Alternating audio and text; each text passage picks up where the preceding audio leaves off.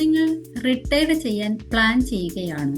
നിങ്ങൾക്ക് ഒരു home ലോണോ personal ലോണോ ഉണ്ടെങ്കിൽ നിങ്ങൾ ഒരു പടുകുഴിയിലേക്കാണ് പോയിക്കൊണ്ടിരിക്കുന്നത്. ജോലിയുള്ളപ്പോൾ നമുക്ക് 50,000 രൂപ വരെ EMI ഒക്കെ അടയ്ക്കാൻ വലിയ പ്രയാസമുണ്ടാവില്ല. പക്ഷേ റിട്ടയർമെന്റിന് ശേഷം നമ്മൾ ലോണിന്റെ EMI അടയ്ക്കുക എന്ന് പറയുന്നത് വളരെ കഷ്ടതയായിരിക്കും.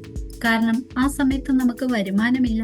അന്ന് ഈ EMIക്ക് കൊടുക്കുന്ന പൈസ എന്ന് പറയുന്നത് നിങ്ങളുടെ ഭക്ഷണത്തിനും മരുന്നിനും ഒക്കെ ഉള്ള പൈസയായിരിക്കും. റിട്ടയർമെന്റിന് 5 വർഷം മുന്നെയെങ്കിലും നിങ്ങളുടെ പേഴ്സണൽ ലോണും ഹൗസിംഗ് ലോണും എല്ലാം തീർത്തിരിക്കണം. ഡെപ്റ്റ് സ്നോബോൾ എന്ന രീതി ഉപയോഗിച്ച് കൂടുതൽ പലിശയുള്ള കാര്യങ്ങൾ ആദ്യം തീർക്കുക. ബോണസുകൾക്ക് വേണ്ടി പണം നിക്ഷേപിക്കുന്നതിനേക്കാൾ ലാഭമാണ് കൂടുതൽ ഇൻട്രസ്റ്റ് കൊടുക്കുന്ന ലോണുകൾ അടച്ചു തീർക്കുന്നത്.